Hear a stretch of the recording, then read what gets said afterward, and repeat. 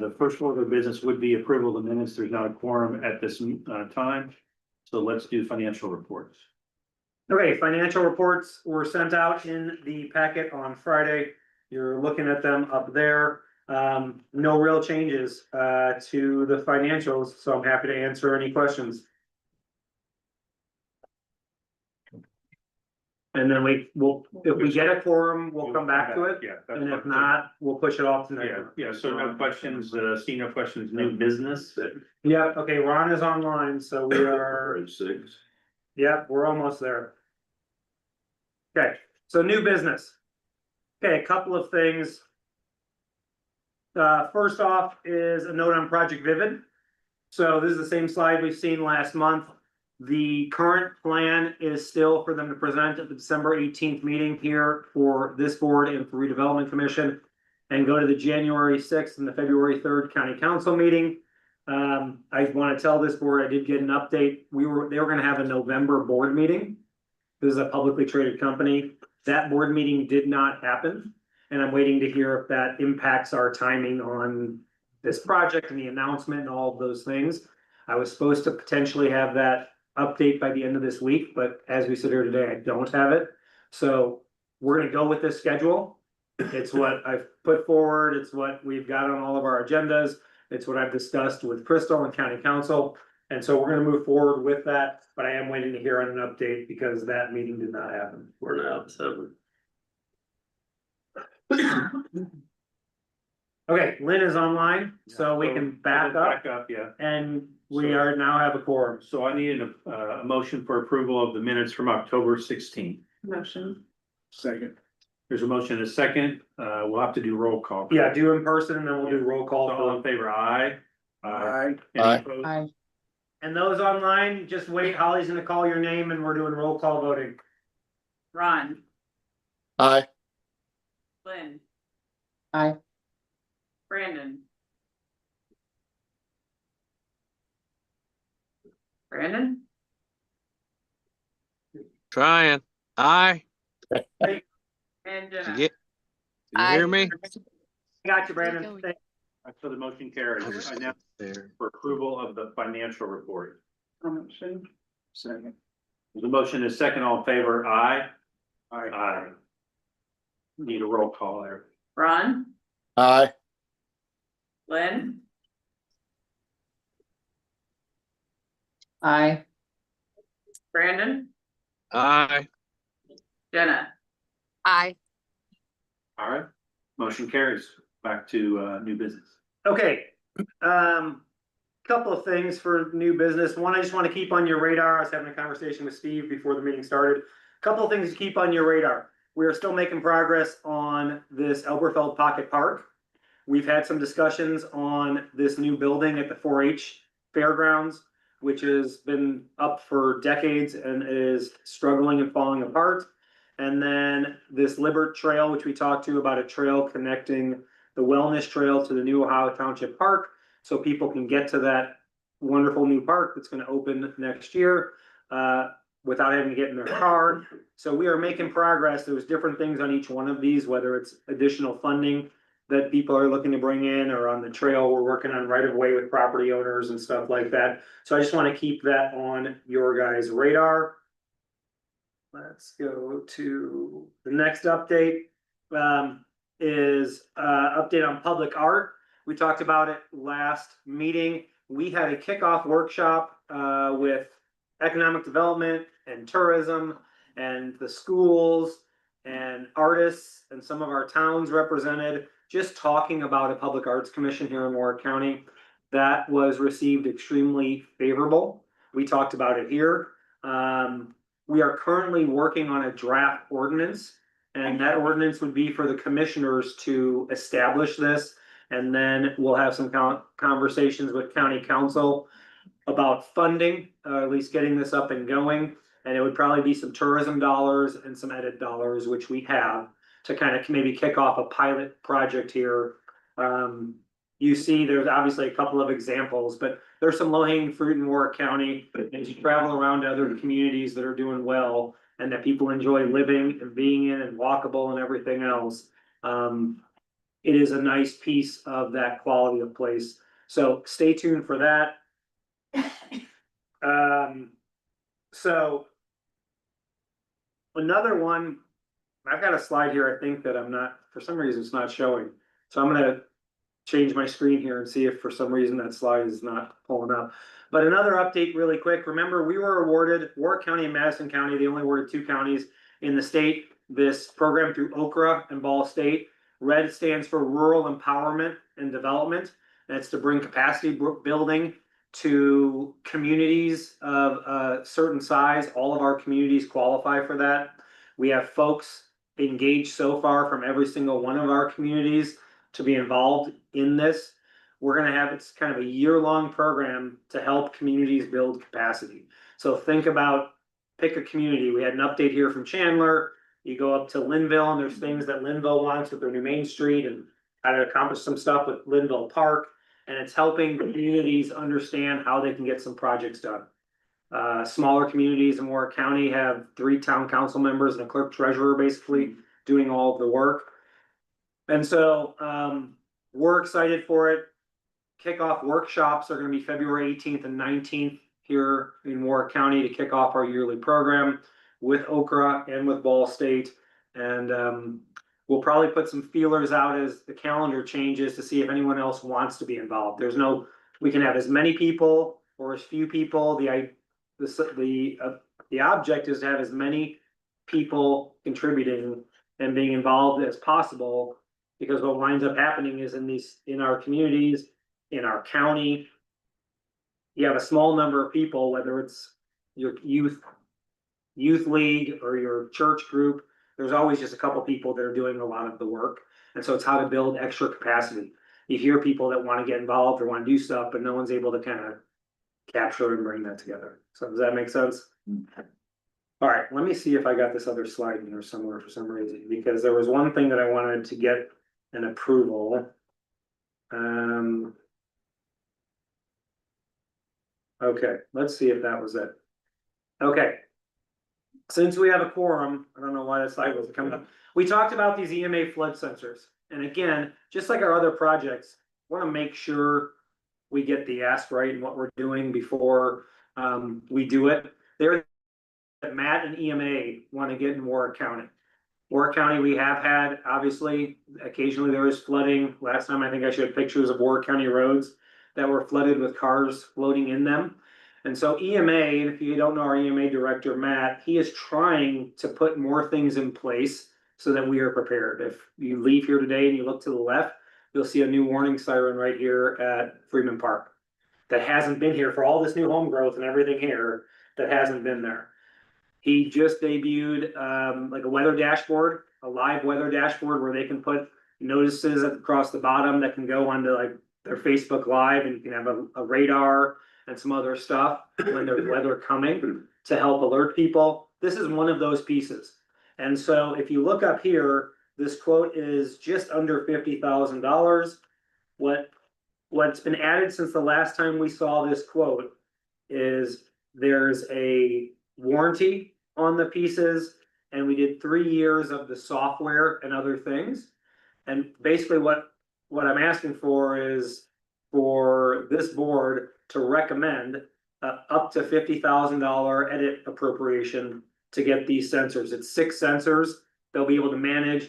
They'll be able to send direct alerts and water levels, so people don't have to be out and checking at Stevenson Station. They will know when the water goes up like a quarter of an inch, it can go to first responders and people in the county and EMA and other things to be prepared. It has cameras, it has water level sensors, and a whole bunch of other pieces. We wanted to set them up for 3 years. We all know that budgets are changing a little bit with Senate Bill 1 and some other things. And so instead of Matt and EMA having to turn around next year and try to find money to make sure they can get the software update for the year, I think a 3-year runway talking with Matt is enough for him to figure out how to keep this going in his budget.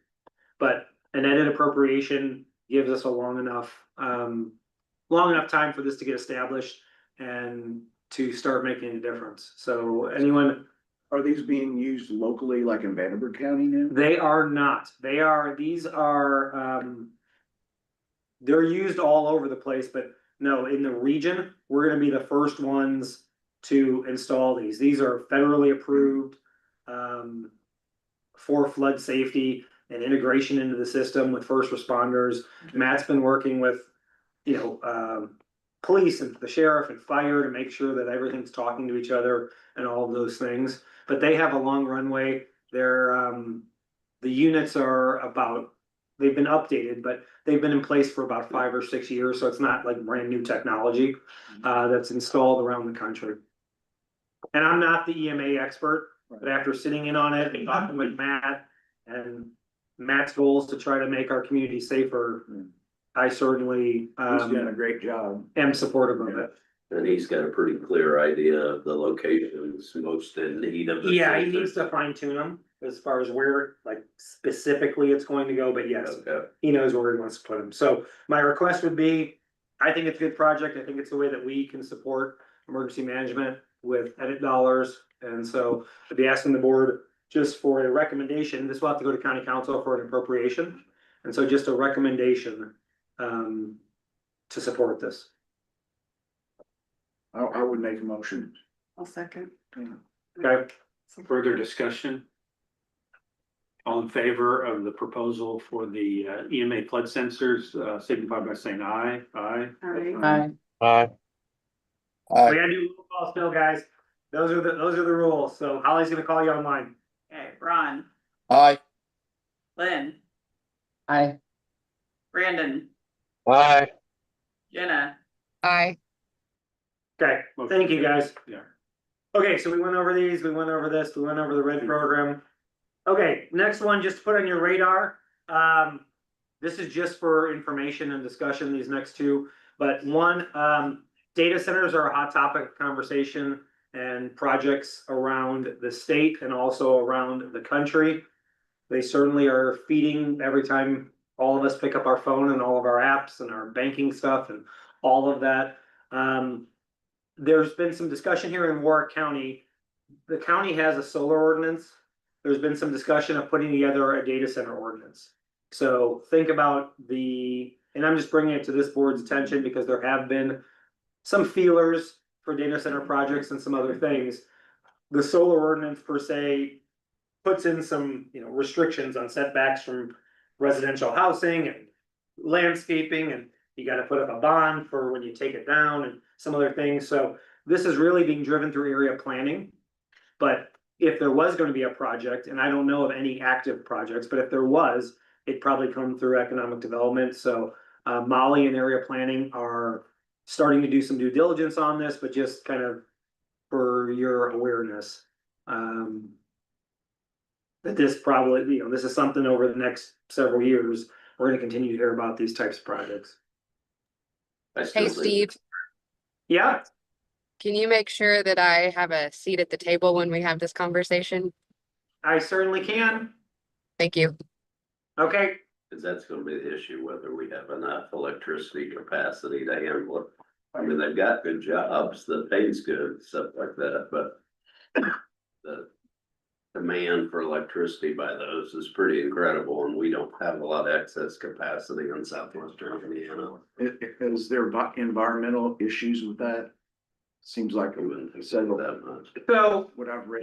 I know very little, except that, one of the concerns is, as Herb said, is electrical capacity, and the other one would be water capacity.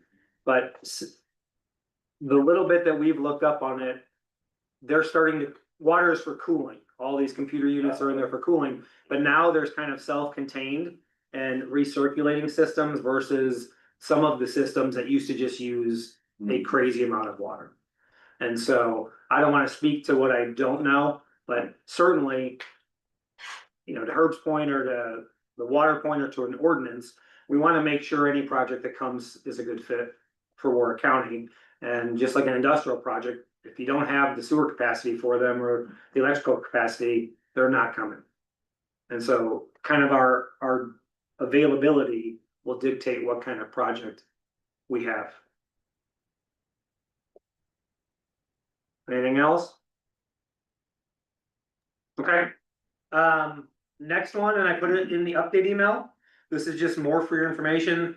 There continues to be a lot of information on, Senate Bill 1, SEA 1, and the impacts to local taxing units and libraries and schools. And so I sent some of that around in the update email if you want to read it. There are folks like AIM, which is an organization of Indiana towns and cities. There are folks that are certainly looking for the state to tweak some of these rules in the years to come. I put this map up just to show you guys. This was one page of one of these reports. And this is an estimated loss in the net assessed value per county. If you look at that picture, the darker the color is, the more the loss is. And so while Warrick County is not the darkest, there's five counties in the really dark blue. The next level is there's 16 counties that are in that same level of loss where Warrick County is. And your level of loss has to do with your makeup of business personal property tax, what kind of homes are in your community. You know, the larger your home in this new legislation, the bigger your tax break is going to be on assessed value versus lower priced homes. How much business personal property tax is in there, the impact of the 2% bucket if you have apartments and farmland. So it's complicated what goes in there, but just, I would expect this conversation to keep coming up when it comes to schools and funding and the county and towns and public safety dollars. And so all of these are really good resources. If you guys are ever curious, I'm certainly, again, no expert in it. We've spent some time in our office just understanding it. There's a whole change to local income taxes that's set to take place in 2028. If you want more information, if you want copies of this stuff, if you want to get into a conversation, I'm happy to have it. I just wanted to put it in there that it's something for you guys to be aware of. And it's something that we'll probably circle back to as tweaks and changes happen. Have you ever seen a listing for Warrick County and where the biggest losses are coming from? I Is mean, it personal property taxes? I've seen, per bucket? No, I've seen some totals, but not a breakdown per bucket. And some counties are having that done by folks like Baker Tilly or other people. Some counties and some advice is wait a little longer to see where the rules settle out. Some of this stuff is effective. The smallest changes are effective next year, but the larger changes when assessed value, like homestead deductions are maxed out, is not going to be till 2031. So it's gradual, and the income tax stuff's not till 2028. Some people are saying, get a basic understanding, but don't spin your wheels too much until you see if there's some adjustments at the state level, because every adjustment is going to change the impact.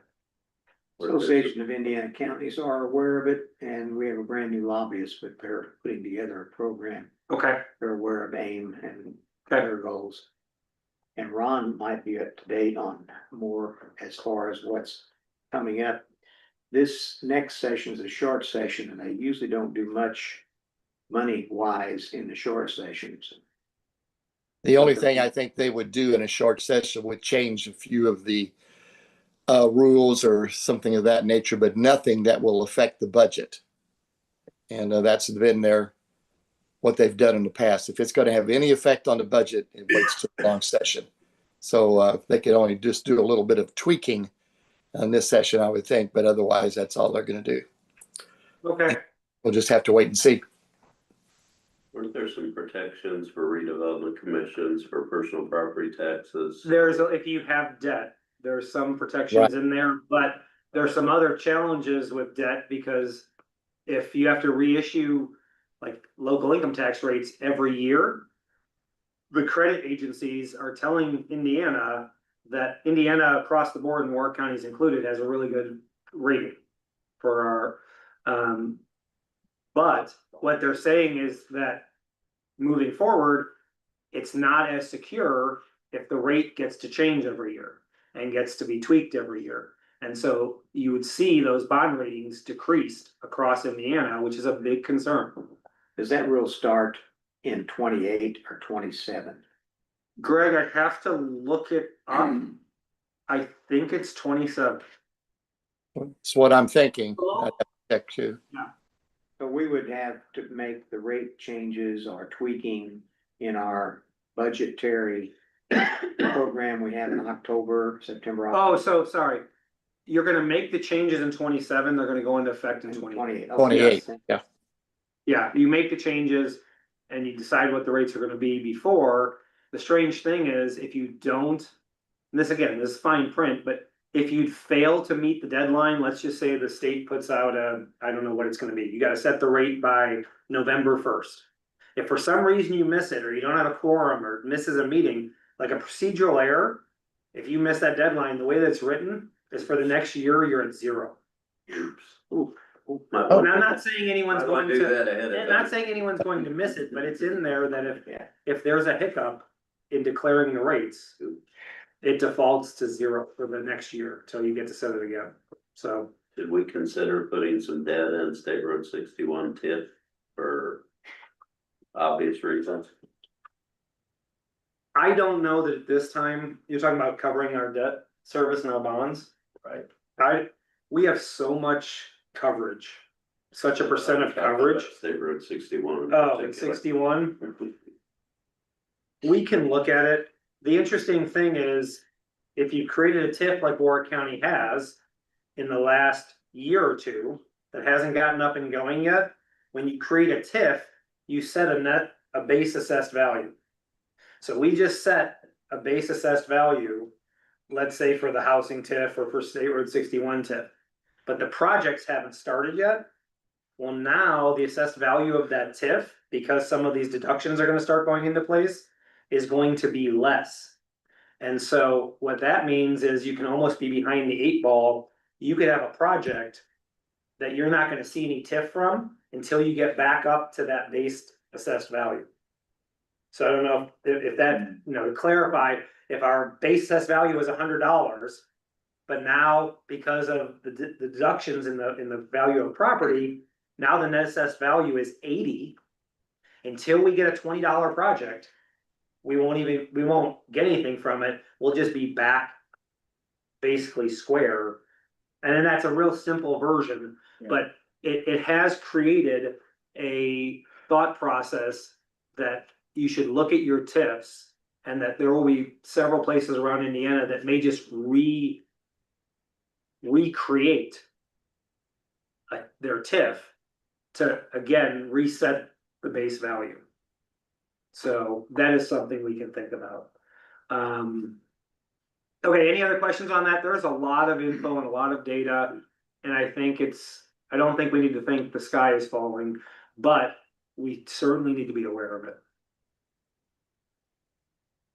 And I would say one of those, if you rather get stuff like in a presentation format, that top one on the left is our presentation from one of the biggest tax experts in the state. If you'd rather listen to someone talk about it, that's a good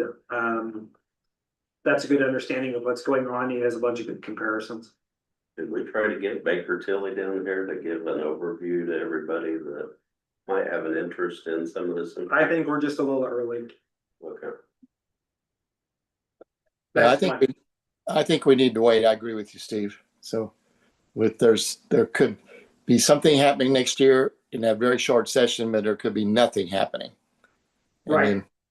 So I think everyone, especially elected officials, and I know that, Dr. Redmond and the schools have looked at impacts from this new tax situation and some of the new rules, but we also have to be conscious to what Ron said, is that there may be some tweaks and adjustments here. March. So, okay. Anything else on that? Okay, let's move to some old business. So, Steve, you want to tell us what's new with tourism? Yeah, I'll give you an update. We just recently hired a new executive director for the tourism. Her name is Allie Oliver. She's a resident of Warrick County, and we're excited to have her. Her expertise and background is gonna fit perfect with this position. She started Monday, working out of the chamber office for now. And again, she was an advocate for Linville. I think that Steve posted that a picture up there. She did that mural, so she's very talented, and when we interviewed her, Joe Sheeter and I both said, wow, first time I met somebody that's left brain and right brain, so. Yeah, we're pretty excited to have Ally on board, and she's getting acclimated and. And we've never had someone in that position. No, So no, having somebody that can do that. But she's got expertise in all the things that needs to be done, so. So she's got some tourism background. Yes, she does, and right now, I think she's an advocate for Linville, so, and she's done a fabulous job for them. Yep. Okay. Yeah. And she'll be at her first meeting in December with us, so. Okay. Yeah, exciting. Nope, I think that's good news for the county. Yeah. Okay, we continue to talk about these changes that NDOT wants to make at 3 different intersections in Warrick County. I'll just give you the update. It's kind of one step per month. We met with the MPO last month, Bobby Howard, Steve Sherwood and I got the MPO to see, what Warrick County's concerns are. Think that the MPO is gonna come alongside Warrick County. We just found out today, that we're gonna meet in, middle of December with NDOT to talk about these concerns. So in the last month, we've been able to set up a meeting and they understand what we're concerned about. Certainly at Bell Road and 66, where they're looking at doing no left turns from any direction. That is a concern. That's a really busy intersection. So we will address those concerns at all 3 locations and have that conversation. And then I'll continue to update the board based on how that goes. Okay, another update is Warrick Bucks holiday promotion is coming. I will tell this group and you'll see some teasers online and on Facebook as well, but on Cyber Monday, so that's December 1st at 10 a.m. is the next round of Warrick Bucks. All of our vendors have been notified and are aware and are excited and all of that stuff, so they are prepared for people to come in with their newly purchased Warrick Bucks, and we're looking forward to that. Certainly, it's been received really well by our small businesses throughout the community. And you kind of see what businesses go and promote it and put a little effort into it, tend to see the biggest returns.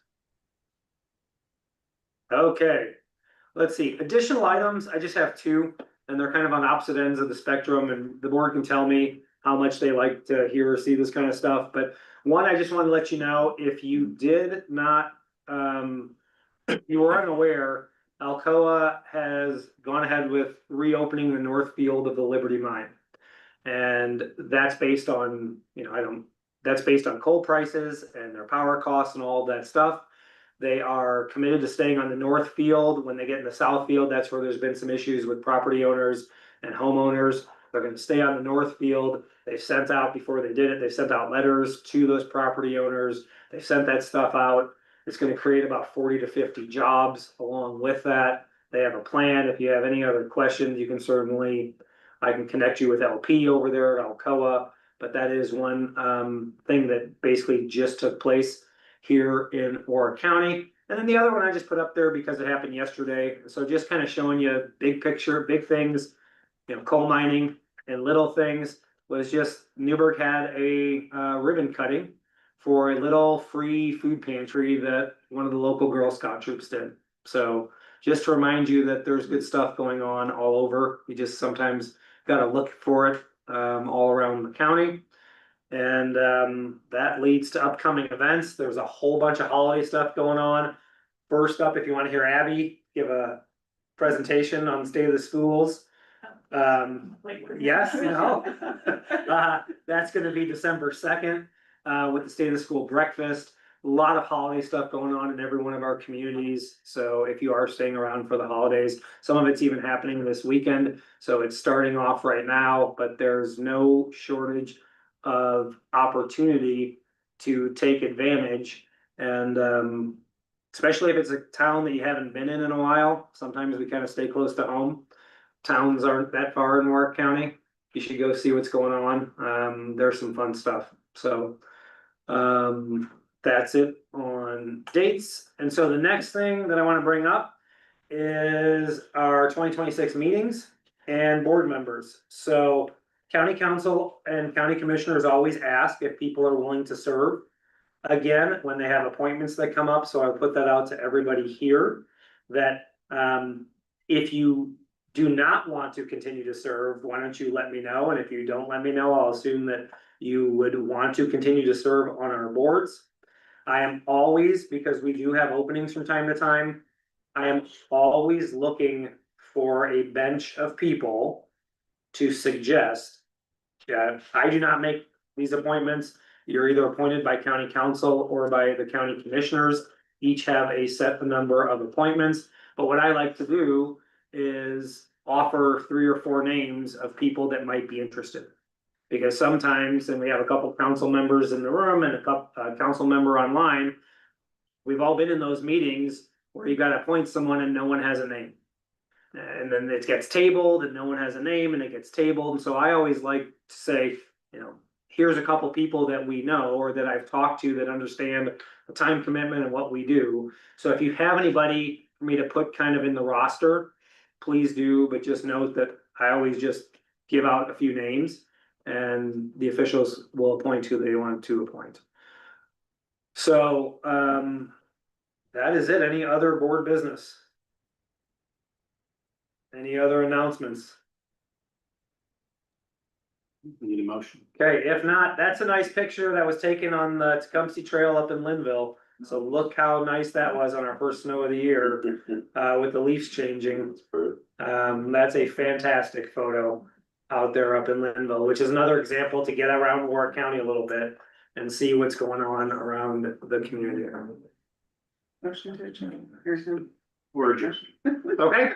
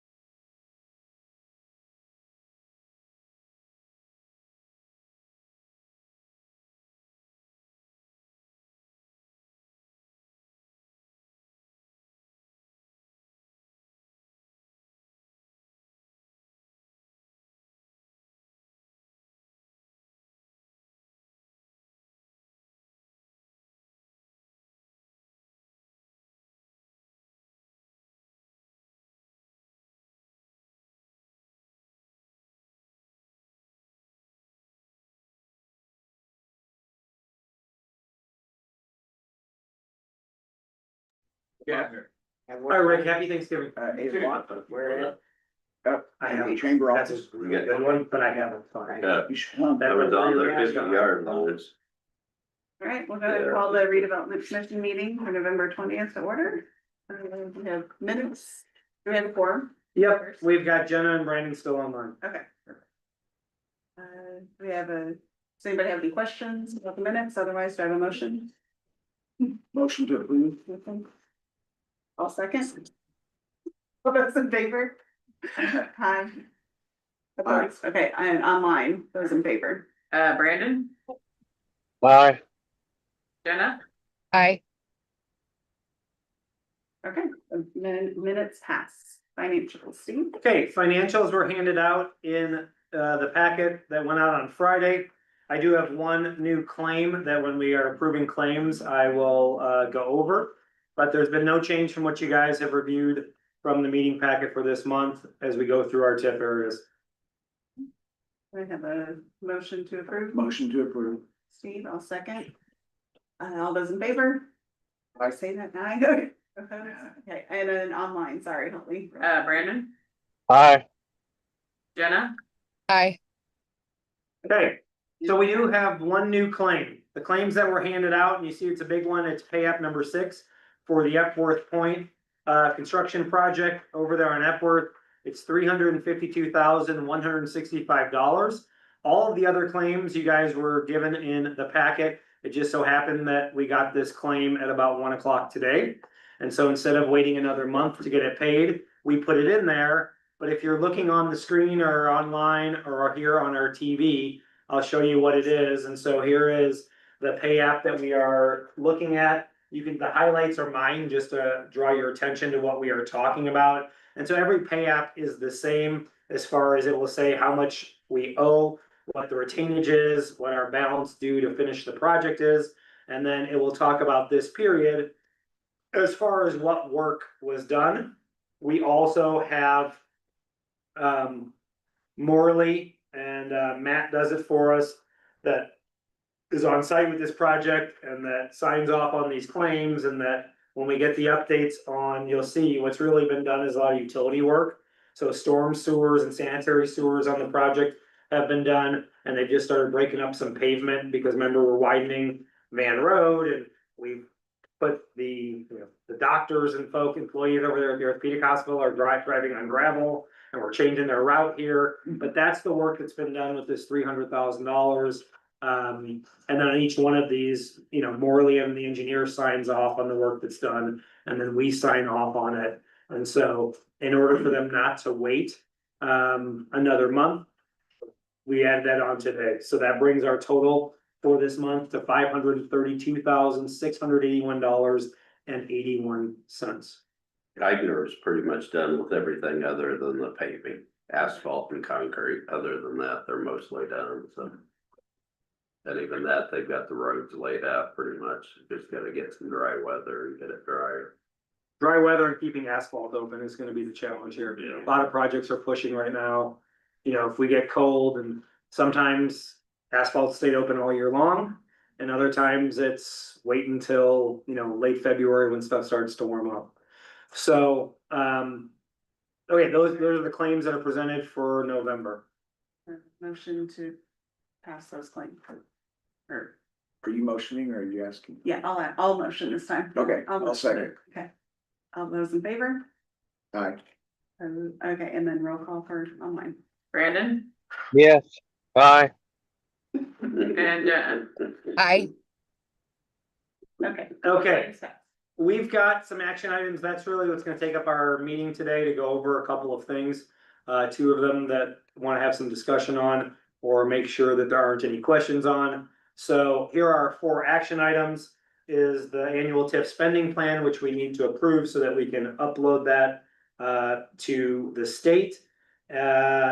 This bank subordination letter, and then an engagement letter. And then at the end, our floodway study is coming to a conclusion, and want to get a motion from this board so that we will submit that to DNR. And I'll go over kind of the results of that floodway study and tell you what's important to kind of pay attention to.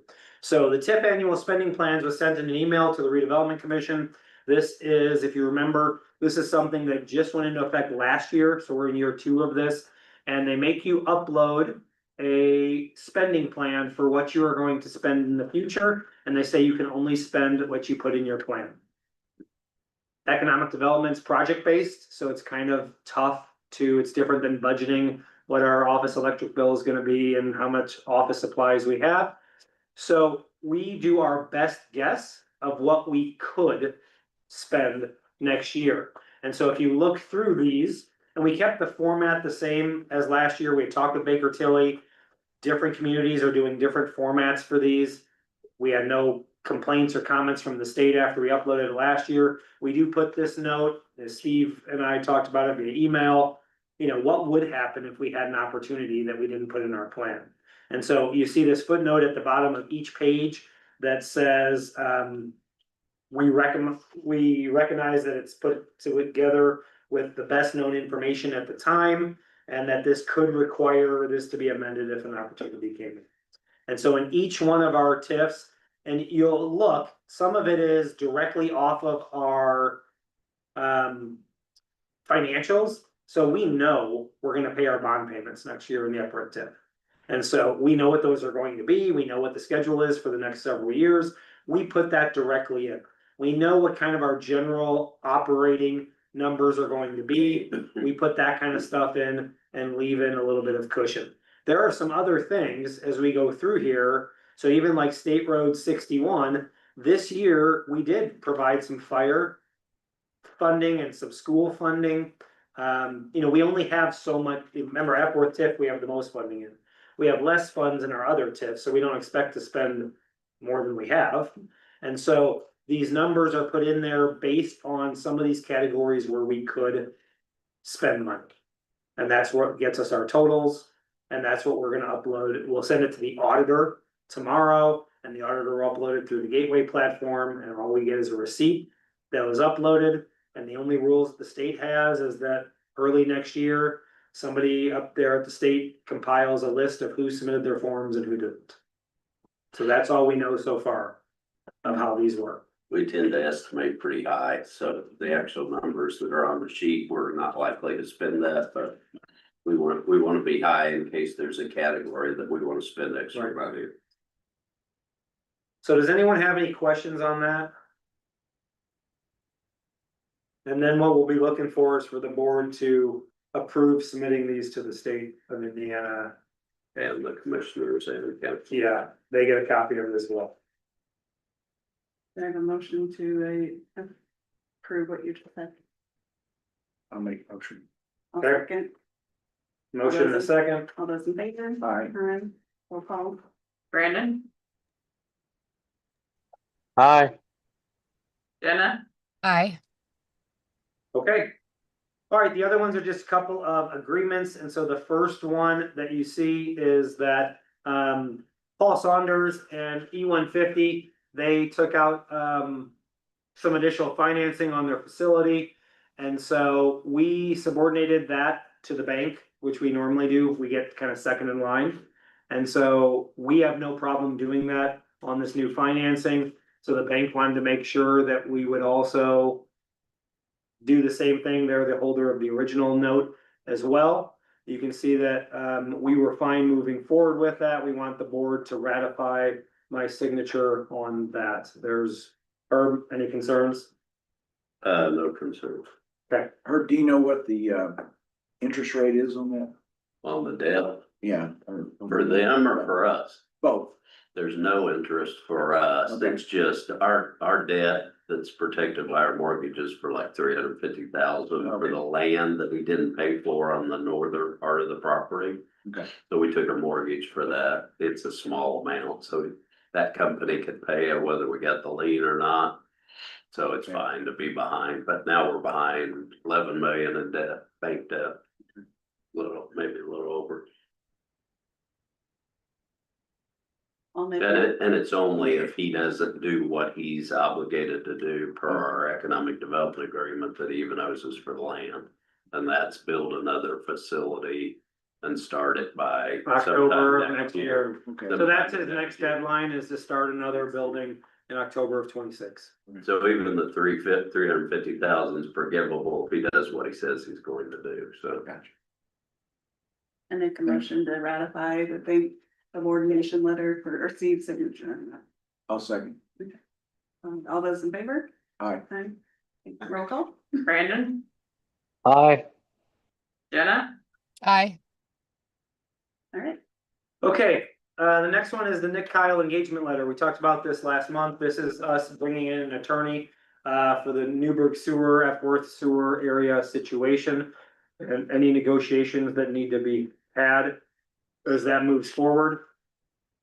I do not have a lot of updates. We have asked Newburgh to provide some modeling and some additional stuff, or to provide us. And for us to give it to Craig with Powers Engineering, their actual model, so that we can validate some things. What you will see is, this is the attorney that came highly recommended. The goal is for Courtney to sign this. We didn't have this last month. We thought we'd have it before the meeting. Couple things to point out just to this board. You can look that Nick Kyle's rate is down there at the bottom of the first page, and it's $810 an hour. And when he uses his partner, Lauren, her rate is $450 an hour. And then you'll also notice one thing there on the second paragraph of the second page is I always try to have people put net 45 because occasionally the county can be slow on paying something. Even as an example, if we missed the Epworth Point payment today, it would have to wait another month. And then it has to go through a commissioner's meeting, and then it has to go to the auditor. And so everyone's net 30 is wonderful. And we normally, the county has no problem making it, but I always just try to put that in there. So they adjusted that just because we don't want to be caught. And again, Nick will be used on an as needed basis. And his expertise in this area goes without saying. You tell them we just want to use her because she's cheap. Yeah. I'll just send all my email directly to her. And we can go from there. He's really good at what he does, which is why we sought him out. So I think we want the board to approve Courtney executing this letter. I'll need a motion, Yep. I'll make that motion. and I'll need somebody online to second it, because I don't think I can And second. it's really one two signature. things. It's approving the engagement letter and it's authorizing you to execute the engagement letter on behalf of the RDC. Do you want those separate motions or one? Can you do It one could be one. Okay. combined motion I'll from use Steve, it. I'll make and then that I need motion. a second from online. Someone online want to second that motion? Let's second the motion. Brandon, It's the second page. all those in favor? Aye. Okay, still online. Okay, Brandon Aye. and Jenna. Aye. Sorry.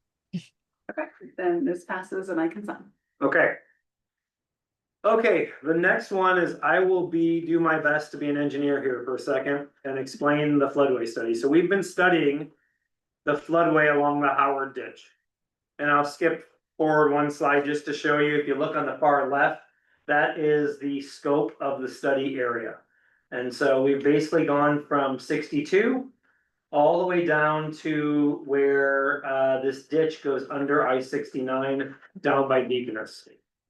And so just a little background is that here's a diagram to explain the floodway, the base flood elevation, and the floodplain. So everything, all of those other things are within the floodplain. Okay? Within the floodplain, if there is a channel or a creek or anywhere where water is moving in a storm, the spot where it's moving is called the floodway. So you see that the floodway is smaller than the floodplain. So you would assume that in a certain year storm, the water that's in the floodway has a current. It's actually flowing. Everything outside of there is where it puddles and sits. It's not actively flowing. So like we look out, you drive when it's really flooded, you see the fields, that water is not flowing places. It's just out in the fields until it dries up. And so you really cannot, you can do a little bit of dirt work with a whole bunch of permits from DNR, but it's very restricted of what you can build in the floodway. You certainly can't put an abode anywhere where people spend the night in the floodway. Within the floodplain, you can build, hence our house over there. But what you can see is there's also a set base flood elevation that is set through the entire floodplain. And so if you were going to build, there are building standards where you have to fill ground up. It's kind of what we're doing there by the orthopedic hospital. Costco over in Vanderbilt County is in the floodplain. And so you'll see even this line, you have to fill so that your base floor elevation, bottom of your garage, the bottom floor of your unit is 2 feet above the base flood elevation. Okay, So the land that we're building on for the sports facility was all in the floodplain, but we can build in it because we are bringing it 2 feet or more above the Correct. floodplain. so if there is not a dedicated dedicated floodway, you're supposed to treat the entire floodplain as the floodway, meaning all those restrictive stuff happen. So just to remind people, here's another, we're gonna look at this picture over here. This is the same area. This is the ditch we're studying. On the left side of the picture in the blue, that blue is the floodplain. This is, what is it, Weinsbacher ditch. This is the one over by the new Ohio Township Park. Okay, this is, where is Libert's right here. So, sorry, this is Oak Grove, we're north of the park's down here. This is the ditch that goes past the park. These black lines are the floodplain. That's a, Floodway. sorry, floodway, I'm gonna do that all day. That's the floodway. Cannot build in the floodway. It's dedicated. So that one's been studied and dedicated. Yes, and if you study that as you go up and down the county, you'll see that people are not building in the floodway. Remember, if there isn't a dedicated floodway, the entire floodplain is supposed to be treated like the floodway. And a floodway is anywhere where like a cubed acre of land, a certain amount of land drains into that area. And so if we look at this one right You might want to tell them on this, so from Epworth to the east, that all flows to that other ditch, it doesn't flow in the one we studied. Yeah, I'll get So there. it's all going I'll to get east, there. okay.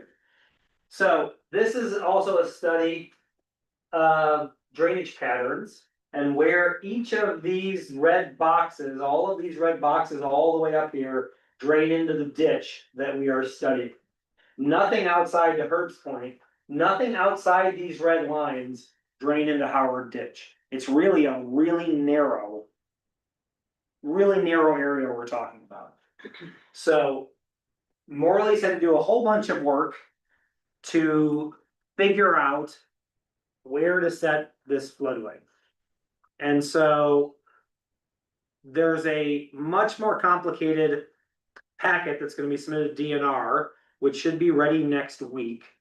But they hadn't started putting it all together because one is Morley needed to present it to our project team, and then Morley presented it to the commissioners were invited, area planning was invited, the building department was invited, the surveyor's office was invited, all the folks that kind of deal with stuff. They wanted to present it to that group to see if anyone had any questions, concerns, stuff that they may have had to go back and get more data or tweak. So, I'm not even gonna go into these, I put them on there, but, as you study it, the one on the left, the darker the color is, the lower the ground is, and as the ground gets lighter, the ground gets higher. So you can see all that area around the wellness trail and the ditch we're talking about, and all that's pretty low. And then as you get further south, the ground gets higher. This one over here is only some interesting things of the bottom line is actually the ditch, the model ditch. So you can see that this ditch you would think a ditch would be a straight line that has an elevation drop and water would flow through it. So when we see county ditches, this is one of the reasons you will see standing water in a ditch. It's because the ditch may have been dug out by one property owner or the next property owner, and it takes real fancy equipment to set the grade and to get that whole grade done the entire way. If you're just kind of scooping stuff out, you're kind of eyeballing what you're doing, and you wind up getting a ditch that doesn't have a uniform flow, which then creates some problems in the ditch. But this page is really, and these are the big pictures that are up here on the board. This is really what we are talking about here today. This is the proposed floodway that we are looking to submit to DNR. And so to Herb's point, Howard Ditch is unique because what you will see is it almost has its own natural berms on both sides of it, which makes both the floodway and the floodplain related to this ditch really narrow. And you'll see that all of this stuff that's not colored is high ground. So it kind of creates this narrowing area. All of this water goes this way, and all of this water goes somewhere else. So what we are really submitting to DNR is the purple is what we are calling the designated floodway. And this darker blue color is the floodplain related to this floodway. So does that make sense that we're talking about a really narrow section? The reason that it's important is as you start getting closer to 66, there starts to be a lot of development in and around this area. And we have had development and businesses building and doing things in what is technically the floodway. They've been filling ground up in the floodway. And remember, it's not designated, but it's still there. Like your project engineer or someone should be telling you, hey, let's look at this. We shouldn't do this, or we need to talk about what we're doing, because what winds up happening is when you start filling stuff in, it starts putting water on other people's property and making problems. You're basically creating like a levee or a dam, and you can see that as we work through this. And so, not to call out a whole bunch of folks, but you can see that, I'll give an example. This is Oak Grove Road. And you can see that all of this pinches right here, and you can see this is all colored like it's high ground. It's high ground because there's been a whole bunch of dirt being filled right here at Oak Grove and Epworth. And you can see what it does, it pinches everything in. And then that water has to go somewhere, and it may pinch it out as water moves through these under the pipe and all that stuff, and it affects where the water is going. So we've had some stuff closer to 66 as well, where there's somebody that built a berm in the floodway, which is then affecting a project that we hope to land here in the area. And what's wound up happening is people are starting to buy. So we go up here, here's Colonial. Some of these lots have sold. Some of these lots have been for sale. People are buying, I'm just gonna say 25 acres, thinking they can develop on 25 acres. But when we zoom in to some of these locations, what you will see is if we are going to buy, doesn't matter. If we were gonna buy this piece of property right here, this is the ditch line here. And you can see how berms and development shift and push things. All of a sudden, I really can't build in all this purple area. And that even what's happening over here may push the width of the floodway associated with this ditch further out than it should be. So it's affecting other neighboring properties. Does that make sense? And so Steve said it's narrow, but if it's sitting over the top of your land, you probably don't think it's very narrow, the purple part at least. It's narrower than it could be. Yes. And one of the things is initially, I came back to this board to ask Morley to do some additional advanced modeling. Because the initial modeling, and I'm gonna get all the technology wrong, but let's just say is more basic modeling. And it kind of just draws some straight parameters and lines and doesn't do all the cross sections and doesn't get in the nitty gritty. At that point, the floodway was significantly wider. Until we did more advanced modeling, to really look at runoff and other things. And there's a lot that goes into it. DNR doesn't take into account any retention basins or anything else, so you have to. These floodways are almost worst case scenario because you can't include retention basins and other things. Because private companies, you could come and fill your retention basin in or whatever else. And so this right here and what you guys see on this is, you know, we sat with surveyor's office, and if anyone doesn't know, the surveyor resigned, and so there was folks in his office. We've had this conversation with at least one of our commissioners, stormwater, highway, area planning, and stuff like that, and everyone feels comfortable with where we've landed here. What we had Morley do as well is because what winds up happening is when you shoot it and you get accurate, it can change the base floodplain elevation. So remember, this base elevation is where you have to build. And so once we dictate, and some of these original floodplains were put in place, they weren't put in place by actually studying the floodplain.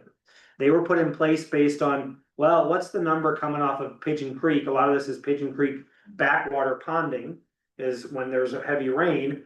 And I'm just gonna throw out, I don't have the exact number in my head, but let's say it was 288.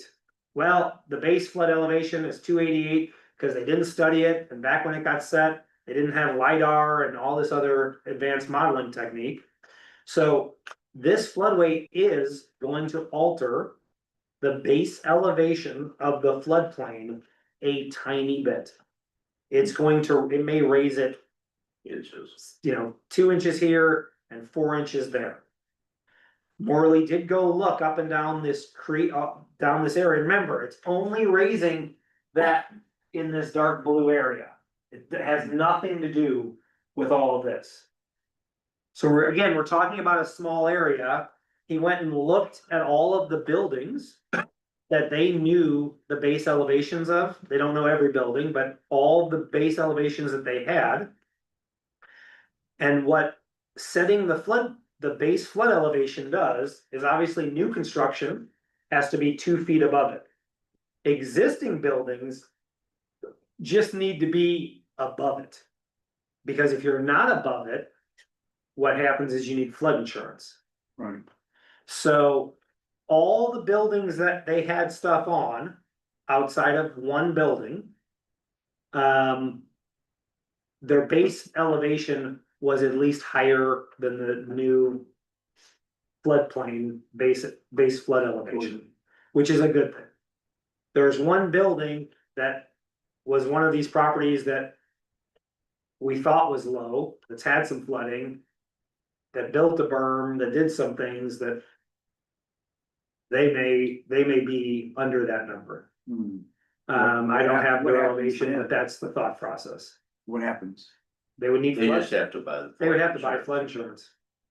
The other thing with all those berms and all that filling and all that stuff that happened, because so much development has happened in this area since way back when they set these old non-technical floodplains. DNR told Morley we could use existing conditions. Instead of trying to go back in time and figure out what it was before everyone built or filled up or did stuff in the wrong place.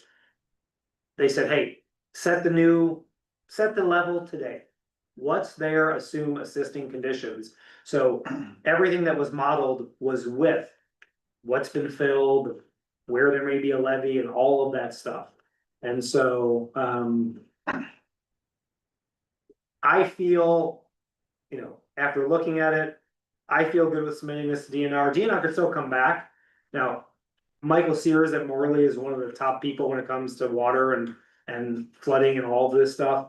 And so we're not expecting, you know, they're using all approved methods and they have all the data and this is a big thing. But we spent some money on it. I think it's the right thing to do so that once it gets published, we'll get it on Warrick County GIS.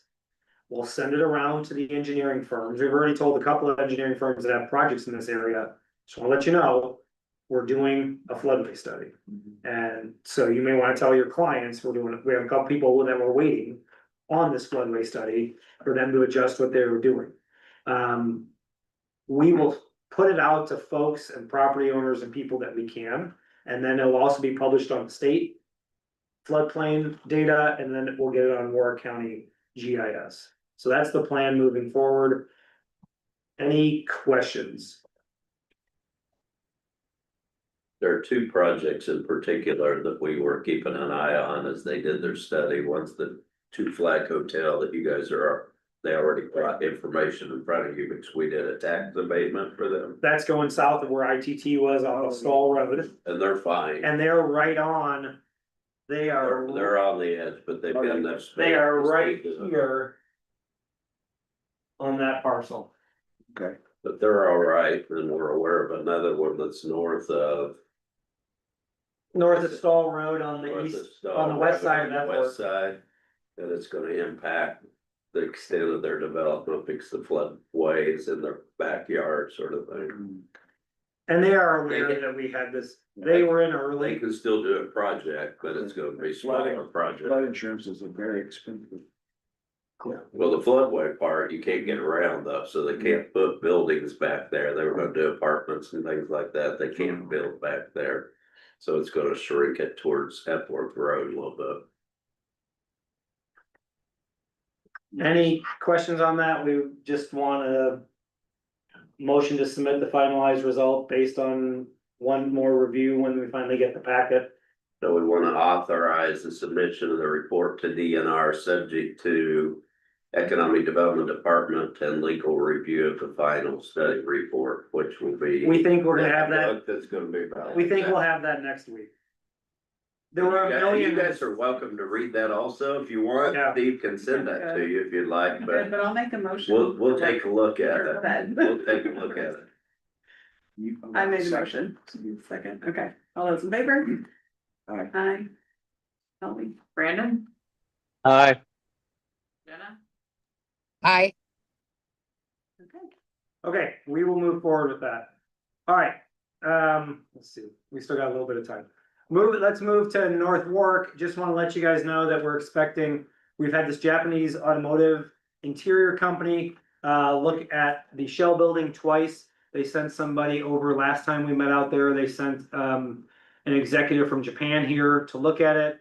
Since that meeting, the folks that are here have gone back, that are based here, went over to Japan and just got back from a discussion meeting on their options and stuff like that. We were told that next week we should get an update on their decision. I did, I think, maybe put in the update email. Prime Foods as well here in Warrick County reached out last week just to double check if that building's still available. Not that they weren't ready to, move in that building next week. They just wanted to know if it was still available. So that's what's going on with the Shell activity. We've talked about Project Vivid, this large manufacturing project, same thing from last meeting. I will wait to hear if we're still on for those same meeting dates. Meetings are still going on every single week from a utility standpoint here on this project. For example, whether they're gonna build pre-treatment for their wastewater versus not. And then we had a conversation, Duke Energy likes what you see on the screen as Site A for the new substation for this project. And if that happens, they would get in some kind of discounted land purchase agreement because they want to own the land that they put the substation on. So they are looking at that parcel. We had a conversation about it last week.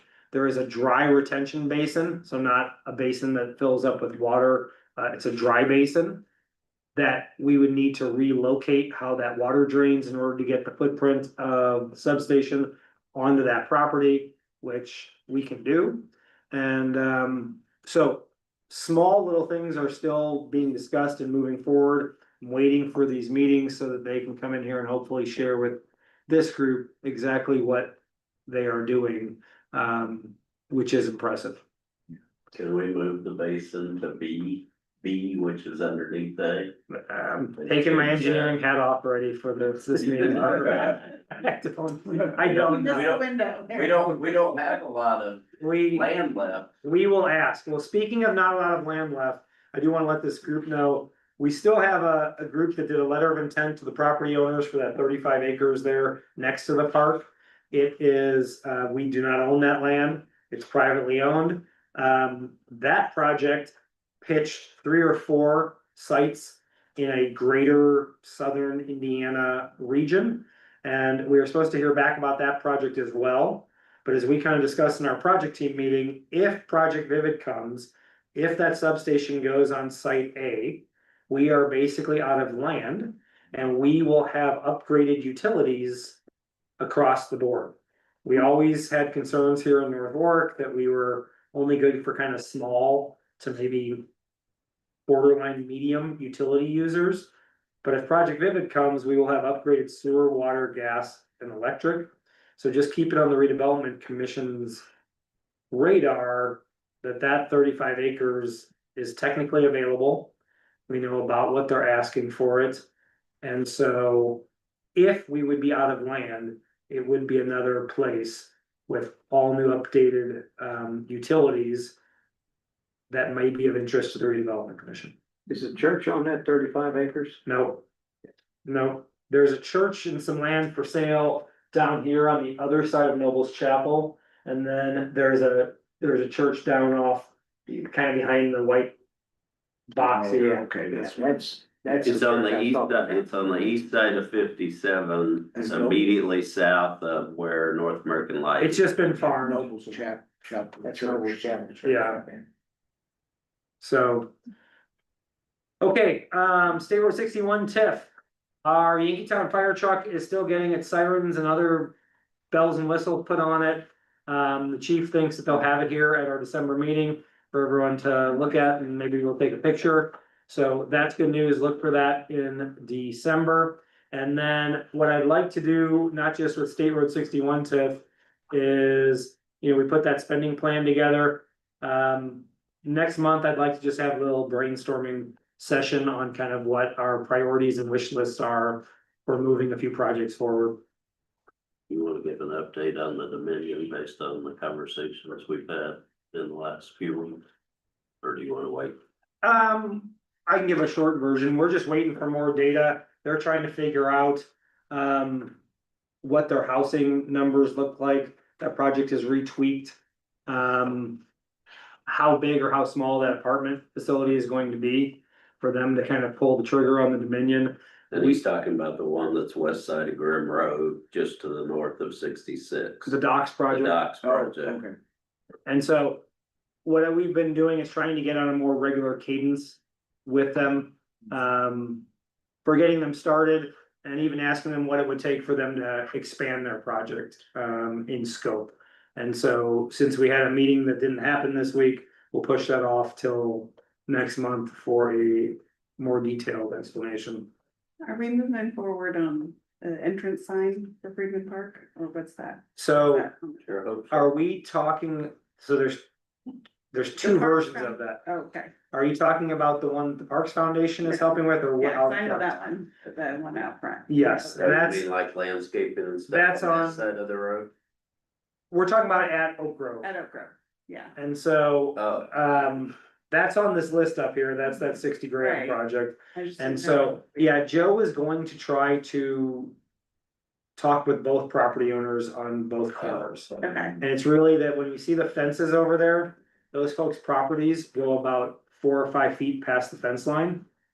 And so to do what we wanted to do with an original Mhm. sign design and entrance, We really needed that property or we'd be way out from our room between the road and that, so I don't think that conversation has happened yet, but that's really the next piece. We have a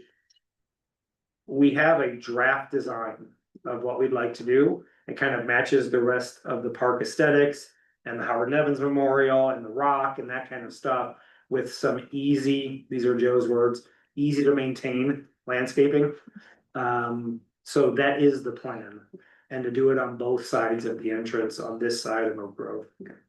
I mean, we would start taking care of all that, so the property owners, if you're talking about land outside the fence line anyway. Right. So we would take care of it and maintain the landscaping, so they might see that as beneficial when we talk to them. Yeah, we'd like it as right of way, so we'd redo their parcel, shrink their parcel to the fence line. And that way they're not responsible for it and don't have to maintain it, and The one that'll be right with the Parks Foundation. That's- Gonna be really cool. yeah, So, that's Is that on the other side of the? that's park? here in the No, park, it's that's a right. digital sign. yeah, it'll come right when you go to the stop sign. Where the wood one is right Yes, now? yeah, so it'll attach right there and they're gonna, so there will be no banners throughout the park. Everything will be on there, and if like you have an event, you can then donate. Laura will have everything set up online. Nice. And you just donate to the Parks Foundation to have your event posted on that signage. Yeah, Cool. no, that's gonna be nice. That's neat. Any other announcements or board business?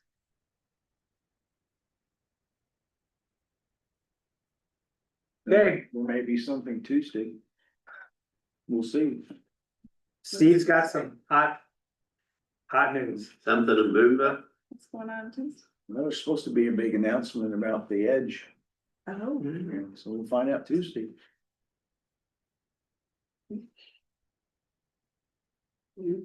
But I heard the governor may be coming down for that. Oh.